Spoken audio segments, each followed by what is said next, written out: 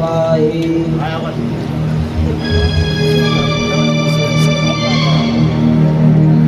जगी सर्व सुखी असा कोण आहे? कोण आहे जगात सुखी? मी म्हणतो कोण आहे जगात सुखी? मी नाही, या पापी संशय झाला. सुखी असा कोण नाही. याच्यात माझ्या पापाने भरलेले घागर आहे. या पापी जगाने मला माणसातून उठवलं. माझ्या बहिणीच्या चारित्र्यावर चिंतवणे उडवले. तिला माणसातून उठवलं. पण तिच्यापेक्षा मला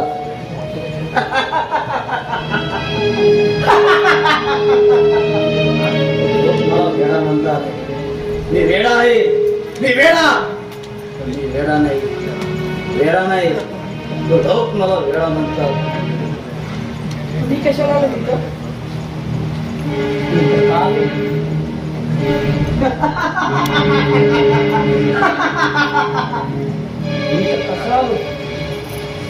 मी सकाळ आपण रजूताई मी वाट तर चुकलो नाही ना. काही मला सदाला भेटायचे. मला तुझी क्षमा. नाही, त्याची क्षमा मागितली पाहिजे. ताई त्याला बाहेर बोलवा. ताई तो इथे राहत नाही. कुठे असतो सदा? हे मला माहित नाही. बाबांनी आत्महत्या करताच मी त्याच्या मागून निघून गेली. सदा सुद्धा त्या दिवशी आला होता. आज 2 महिने झाले. साधी विचारपूस सुद्धा करायला आला नाही. तो काय होणार आहे घराच्या पुढे कुणाच ठाऊक. तुमची परिस्थिती अशी का झाली?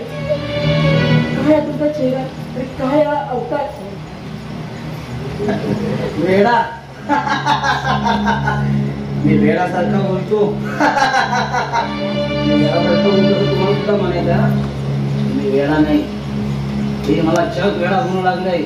त्याला या जगाने मला वेडा बनवलंय. मी त्याकडे नाही बोलले तुम्हाला. तुम्हाला फक्त तुमच्या परिस्थितीचं कारण विचारलं मी. माझी स्थिती अशी का झाली सांगू तुम्हाला? नाही, तुम्हाला ते खरं वाटणार नाही. तुमच्या मनाला पटणार नाही. पटेल मला. सांगा बघू तुम्ही. तुमची अशी परिस्थिती पाहत नाही मला. सांगा बघू. ऐका तर 4 महिन्यापूर्वी सदाने माझे इथेच भांडण झालं. पुढे 4 दिवसापासून माझ्या जीवनाच्या रस्त्याला नवीन वळण लागलं. 4 महिन्यापूर्वी सदाने मी अगदी जेवढा मित्र होतो ती मैत्री या जगाला पावली नाही. माझ्या मनात दुसऱ्याच्या सांगण्यावरून बाबुरावने संशयाचे बी पेरले. तुझ्या बहिणीचे अनेक संबंध आहे असं मला सांगू लागला. आणि मला ते खरं वाटलं. माझ्या मनावरचा ताबा सुटला. रागाच्या वरात दादाला मी नाही नाही बोललो. मन शांत करण्याचा प्रयत्न केला तर ते झालं नाही. घरी जाऊन माझ्या बहिणीला तुम्हाला याचा जाब विचारला. तिला मला जो दिला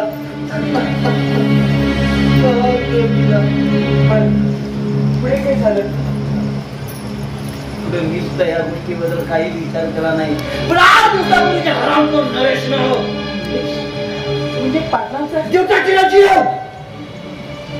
तोच माझ्या अपरक्षे घरात जाऊन माझ्या बहिणीला लग्नाला तयार म्हणून सांगू लागला. माझं तुझ्यावर प्रेम आहे. मी तुझ्यावर लग्न करणार आहे असं सांगू लागला. माझ्या बहिणीने रागाने तुझ्यावर हात उचलला. त्याने तोच हात धरून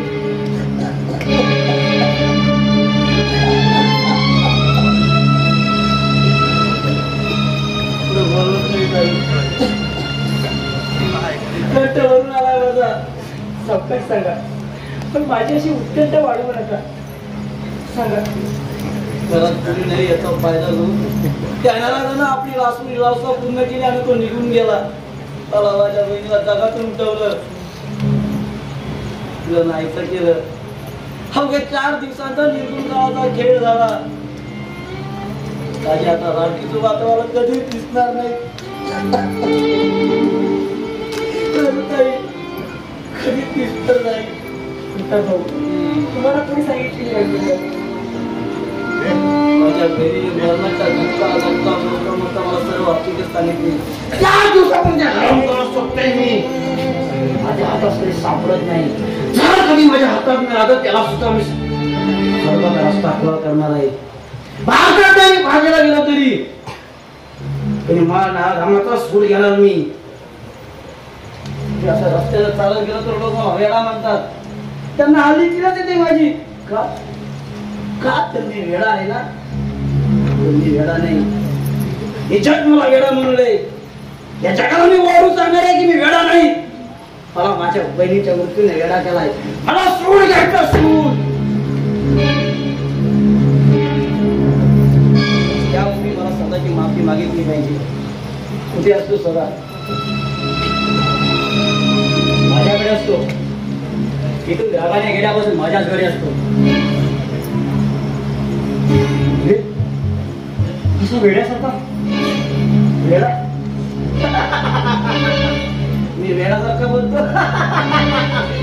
जगाच्या दृष्टीने वेळा आणि तुझ्याही दृष्टीने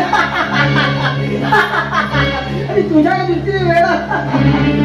नाही प्रताप, तुला दुखवण्याच्या उद्देशाने नाही बोलतो मी.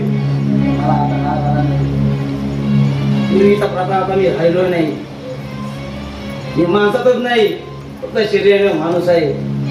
माझं मन कधीच जळून गेलंय. सदा भेटणार आहेस ना. बघता नको माझ्या बरोबर. नाही आता नको. नंतर मी आधी मला माझ्या बहिणीच्या मुक्तीचा सूड घ्यायचा आहे.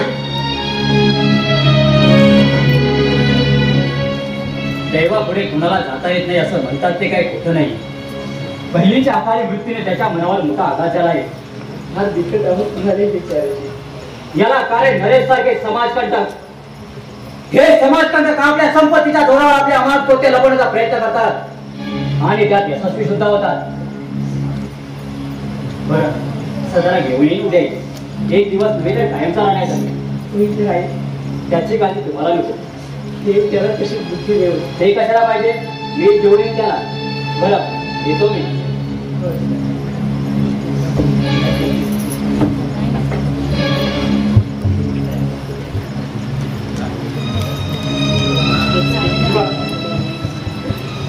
तेव्हा तर सदाशिवाय माझ्या बाहेर जातात. कोण आहे कोण आहे.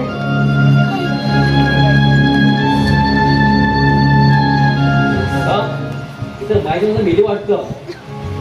हो माझ्या मायेची फक्त दोनच माणसं, आई आणि बाबा. दोघेही मला सोडून गेले. आता फक्त माझ्यावर प्रेम करणारा उरलाय तो फक्त सदा. माणसं नाहीत तर तुम्ही माणसं नाही असं कुठे म्हणाले मी. पण माणसाला जी माणसं असते ती तुम्हाला नाही. काय बोलते तू. विचार करूनच बोलते मी. तू कशाला आलीस इथं. माझ्या दुःखावर टाकणारे आता चालता उठून. नाही आलो मिळते. माझ्याच नाही आलो मिळते. नाही ते शक्य नाही. मी तुझ्याबरोबर आले तर बाबांच्या आत्म्याला किती दुःख वाटेल. मी येणार नाही तुझ्या बरोबर. देत पाहतो मी. तुम्हाला मामा ते बोलते बोलगे. आता तुला आधार कुणाचा म्हणून म्हणतो. नाही ते कदापि शक्य नाही. माझं सदावर प्रेम आहे. त्याच्याबरोबर मी लग्न करणार आहे. कारण बाबाने तसं वचन दिलं आहे लक्ष्मी आत्तेला. वचन वचन फक्त वचन राहतं.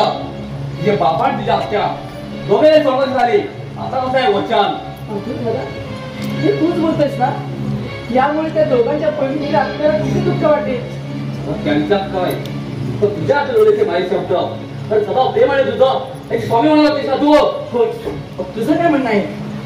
वरती बदलून काय झालं प्रयत्न करू नकोस. दुपारी घरी चल. नाही मी येणार नाही तुझ्या बरोबर. तू चालता उठून. तुझ्या बरोबर लग्न करायला मी कधीच तयार होणार नाही. तो हक्क फक्त सदाच आहे. सदा सदा बद्दल तुला एवढी आपुलकी का वाटते तेच मला कळत नाही. आज मामाला जवळ 3 महिने झाले. तुझा तो स्वामी सगळ्याला येतो तो. नाही आला पण त्याच्याशी तुला काय करायचंय. जगाचा खरखर काढायची सवय झाली तुला. आजपासून बोलतो आहे. तुला काही किंमत नाही तर बघतो तो कशी येत आहे ते.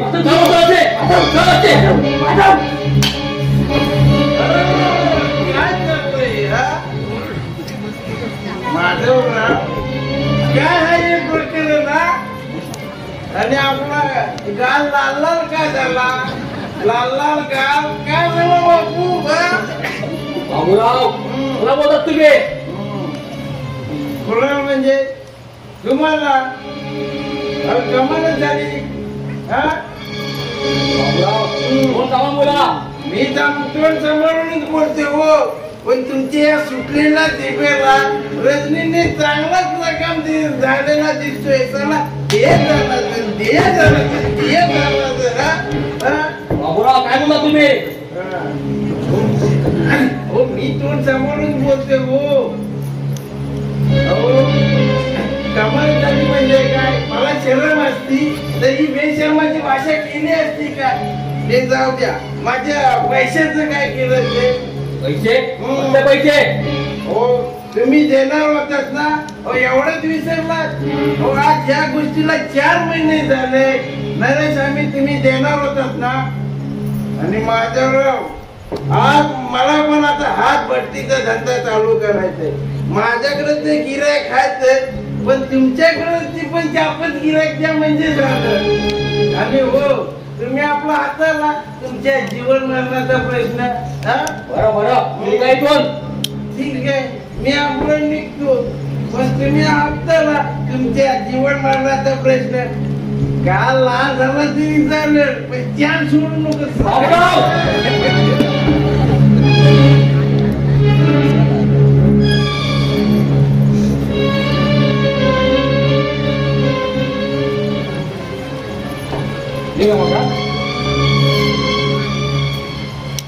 तू का इथं रंजूला भेटायला का आज मामाने झालं 3 महिने झाले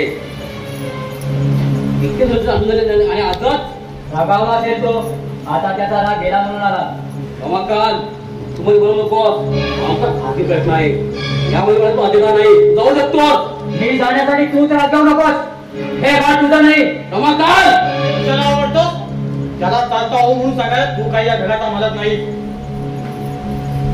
हे कसं तुला सुद्धा नको कळतो त्याचा अर्थ काय रे म्हणे रद्दी झालं ना तुझ्यावर होय तुझं काय म्हणणं आहे तो खासगी आमचा प्रश्न आहे त्यात तुला तोड घालायची गरज नाही तू जाऊ शकतोस बरं बरं पाहून घे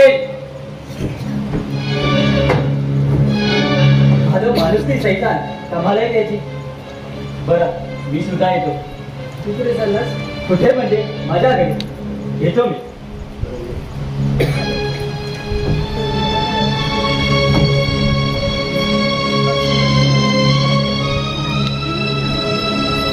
मी सुद्धा चाललो मी राहतो तिथे मग हे काय कोणाचं हे अशक्य आहे मी नालायक म्हणून तुझ्या वडिलांनी मला घरातून घालून दिलं आणि तुला माझ्या प्रेमाची कल्पना नाही सर्व काही माहित आहे मला माझा नाही लागत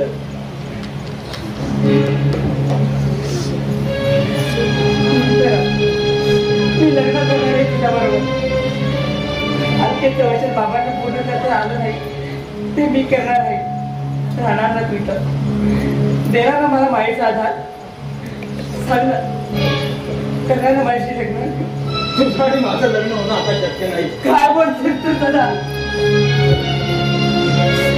तेच बोलतो आहे वाईट वाटून घेऊ नको शिवाय मला असं वाटतं तू माधवशी लग्न करावं माझ्यापेक्षा कितीतरी पटीने श्रेष्ठ आहे तो म्हणून म्हणतो माधवशी लग्न कर नाही आता संसार होईल तुमचा नाही दादा मला तूच हवंय तुझ्या शिवाय नाही क्षण सुद्धा जगू शकत नाही मला तूच हवंय ते आता अशक्य आहे दादा मन सुन सुन पूरे प्रश्न आवे अंधार नाही आधार कुठलाच आता नशिबाचे खेळ काशी वेळ सारे सुखात मन माझे आत रडताना परत ये तुम्हा घरा मम सख्या रे प्रियकरा तुझ्या विना आसरा या जीवना परत ये तुम्हा गौरा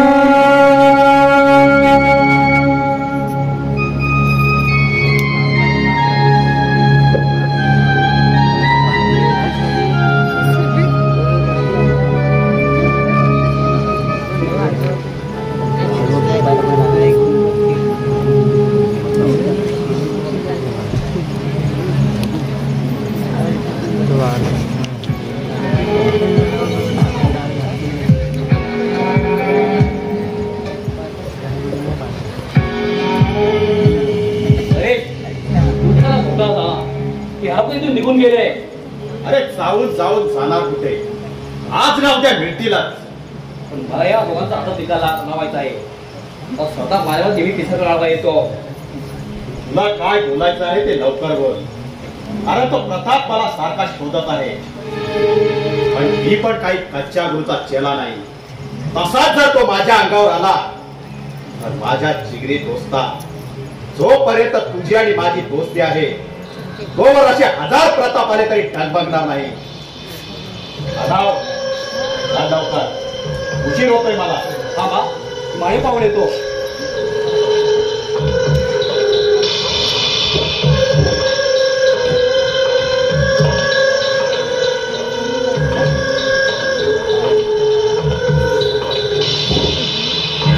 हे माधवने मला ओळखलेलं दिसत नाही तर होतं ते ठीकच.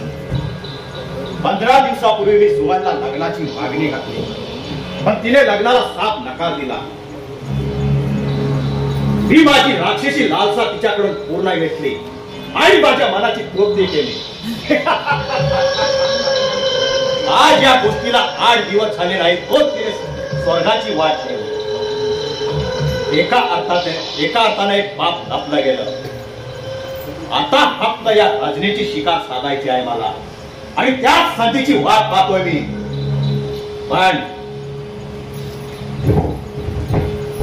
पण काय रे, माळीवर कुणी आहे की नाही? नाही, पण त्याला या जगात काय नसेल माझ्यावर सांगता येणार नाही. नरेश, तर आपण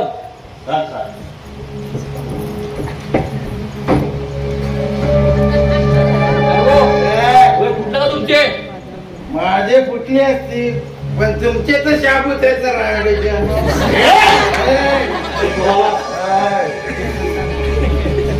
काय म्हणता तुम्ही? उन्हाळे म्हणजे तुम्हाला बोललो मी. आणि काय हो, माझे पैसे जाणार होतात ना. कसले पैसे? माझ्या कामाबद्दलचे.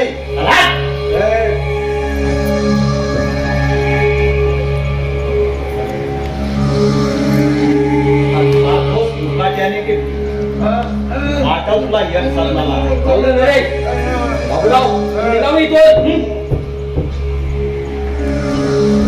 निघतो मी, पण लक्षात ठेवा, माझ्यासारख्या गरीब माणसाचा गळा केसाने कापलात तुम्ही. अरे तुमच्या नादाला लागून पैशाच्या आमिषाने मी नको ती कामे केली. माझ्या गरीबाचा संसार तुम्ही धुळीत मिळवला, माणसात उठवलं तुम्ही.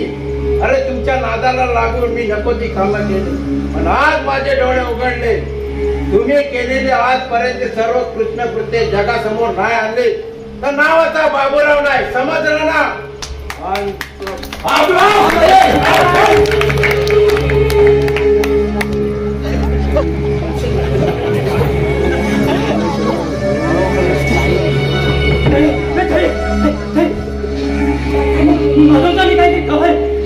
सदा कुठे गेला? आता काय गेलाय? मी त्याला पाहून येतो. जाऊ नका, मला हवं तुम्ही.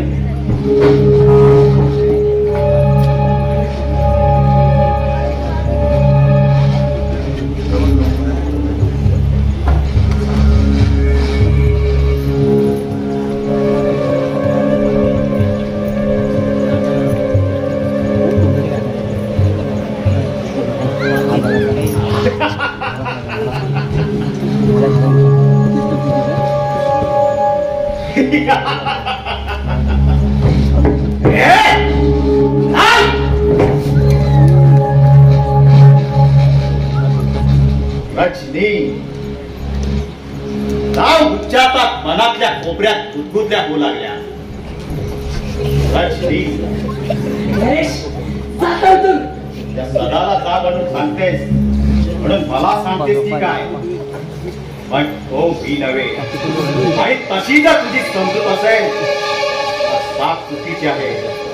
म्हणून म्हणतो आता या घरात कुणी नाही तर चल माझ्या बरोबर बाईवर. ती म्हणजे काय वाटली तुला? दुसऱ्याच्या आई बहिणीच्या अभिनय उठायला काहीच कसं वाटत नाही तुला? अगं तारुण्याचं रक्त माझ्या नसा नसातून सळसळत आहे. तुझ्या अब्रूशी मला काहीच घेणं देणं नाही. म्हणून म्हणतो आता येतेस की? आता जातोच की. एवढी बाजार बसवी नाही मी. मला माझ्या आई वडिलांचं नाव तुझ्यासारखं कळंकित करायचं नाही. मी जर तुझी बहीण असते तर तू असं वागलास हो माझ्याबरोबर? हे तुझ्या प्रश्नाचं उत्तर द्यायला माझ्याकडे वेळ नाही. आता येतेस की? आता जातोच की. निदान या वेळेला या घरात यायला कोणीही नाही. म्हणून म्हणतो चल. मी माझं रक्षण करायला समर्थ आहे. अगं तुझ्या राक्षसी पंजातून सुटणार आहेस असं तुला वाटतं? अशक्य. तू माझ्या अंगाला स्पर्श नाही करून बघ, तुझा जीवात घेईन मी. अगं मरणाची भीती कुणाला? या नरेशला? अगं पाटलाची अवलाद आहे मी. पाटलाच्या कीर्तीचा डांगा या आजूबाजूच्या गावात वाहतो आहे. तुझ्या कीर्तीचे पोवाडे तू तुझ्या घरी का? इथं नको. असं मग आता तेच पोवाडे मी तुझ्या बरोबर गातो. नरेश, नरेश तू रो नरेश. आज अशी माझ्या बरोबर गाडीवर. नरेश, नरेश तू रो, तू रो नरेश. नरेश, नरेश सोड मला, नरेश.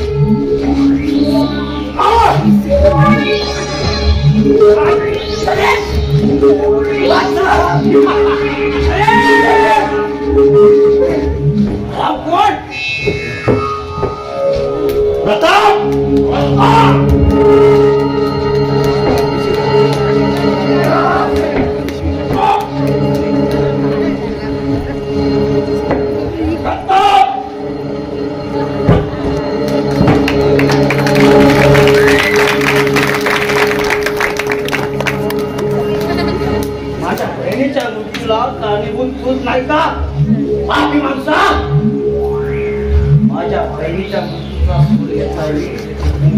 आता वेळेवर आलं म्हणून ठीक झालं. नाटक माझ्या या मांडलेला बहिणी तू या जगातून उतरला होता. माझ्या प्रेमळ मित्रा, आज योग्य वेळी तुम्हाला मदत केली. नाहीतर एक आपला आज आपल्या अमोल शिला आज पारखी झाली असती. ठीक झालं. आता आपण जाऊया.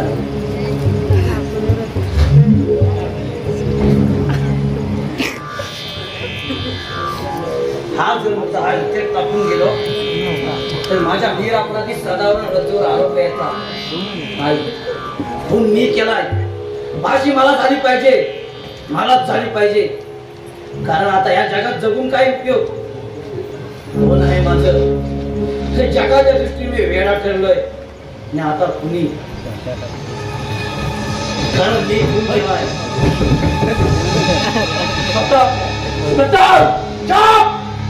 जास्त मध्ये तुझा हिशोब घेईन. अरे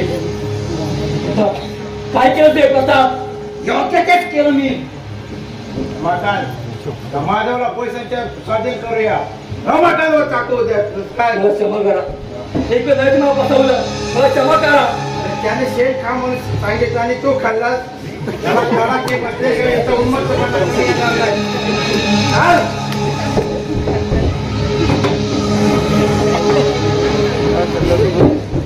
प्रताप, प्रताप काय केलं ते? प्रताप, प्रताप काय केलं ते?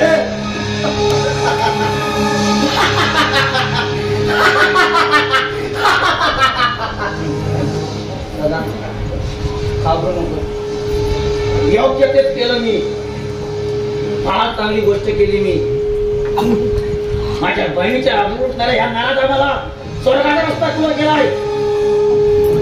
हा मनुष्य की साप घेचून टाकलाय मी. प्रताप क्षमा कर मला, क्षमा कर सदा. तुला विनाकारण दोष दिला, जागाच्या वरात घाललेला आरोप केले तुझ्यावर. अरे तुझ्यासारखे मित्र मिळायला नशीब लागतं हे आज मला सोडलं. उदार मला क्षमा कर सदा, क्षमा कर. नको नको सदा, मला फसेल नको. मी पूर्वीचा प्रताप राहिलो नाही, आता पुरी प्रताप झालोय. पण याचा परिणाम काय होईल? परिणाम याचा परिणाम म्हणजे मी फाशीला जाणार, फाशीला जाणार, पण आनंदाने फाशीला जाणार. कारण एका काळ सरकार कायमचा नष्ट केला म्हणून मी फाशीला जाणार. काय बोलतोय तू प्रताप? मला चालवत नाही रे. वेड्या, तू रडतोस? रडू नको. आनंदाने रडू कंसार कर. तुला मायाचा आधार दे. जे माझ्या देवाचे लिहिलं होते ते मला आता भोगलंच पाहिजे. दैव झालेले तुम्ही, येतो मी. पण आता अशा परिस्थितीत जाणार कुठे तू? फार मोठा बिकट प्रश्न, फार मोठी बिकट प्रश्न, फार मोठी बिकट समस्या, मोठा भयानक चक्र येऊ तो सोडवायचा आहे मला. वेळच पाहिजे मला तिकडे. पण आता वेळासारखं काय बोलतोय? अरे वेळा वेळा वेळा वेळा. अरे ह्याच्या जीवाभावाचा मित्र असून तुम्ही मला वेळा बोललात. खरं आहे ते. राहिला पुण्याच्या नजरेची वेगळं. आज मी याचा खून का केला हे तुला ठाऊक आहे? नाही, मला काहीच माहित नाही प्रताप. काही दिवसापूर्वी माझी बहीण अचानक जग सोडून गेली. माहित आहे ना तुला? तिला जायला हा कारणीभूत हरमखोर याने तिच्या घरावर शिळा घातला. म्हणून तिने जीवन असं येऊन ते जग सोडून गेली. माताजीने मला सांगलं, सर्व सांगितलं. शिळाली मला मी ऐकून घेतलं. त्या दिवसापूर्वी आराम करायला सोडतोय मी आणि आला इथे सापडला. हे देखील माझ्या मागणीला बहिणीच्या प्रयत्न करत असताना इतक्या दिवसाला रामात शांत झाला. समाधान वाटलं मला. आता मला कसलीच पर्वा नाही. रामराम घ्यायचा मला सर्वांचा. हा मुद्दा टाकतो सरळ पोलीस स्टेशनवर जातो. सदा आम्ही माझ्या पोलीस स्टेशनमध्ये स्वाधीन करू. बरं केलं. आता हा मुद्दा उचलाने त्याला सुद्धा घेऊन जा. मेरा प्रताप आपल्या जीवाचा प्रताप करून घेतला.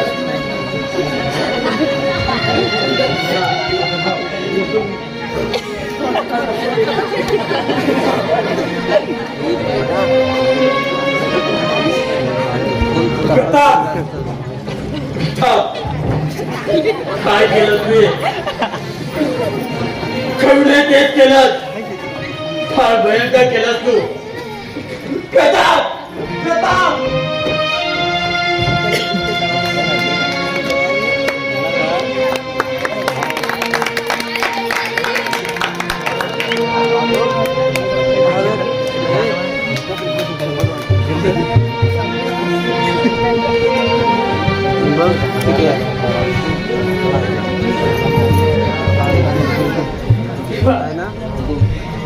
या जगाचं मला अगदी भीत झालंय रे. हा तुझ्या जवळ बोलत लहानपणी आईचं छत्र हिरावून घेतलं. बाबाचा आधार होता तो सुद्धा हिरावून घेतला. मायेचा सागर माझा सदा सुद्धा मला सोडून गेला. मग या जगात जगून तरी काय उपयोग? नाही जगायचं मला, नाही जगायचं.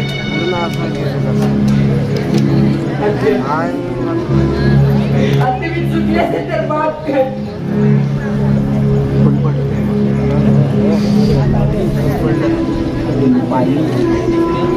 नाही रे, तू घर सोडून जाऊ.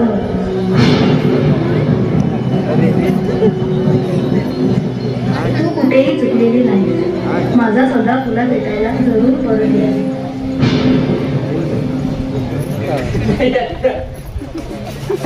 मला इथं राहायचं नाही. मी तुझ्या आई बाबांच्या भेटीला येते.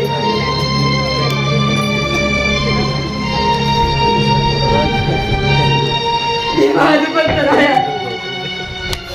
माझा तुला हा शेवटचा नमस्कार.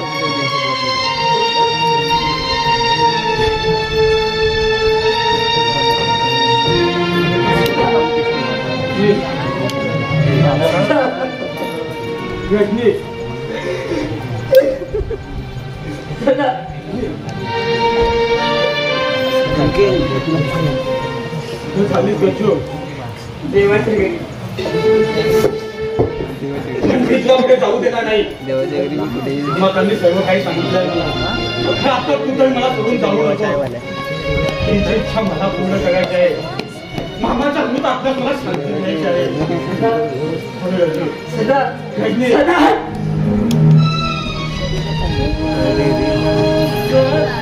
सूर माझे तू स्वार्थ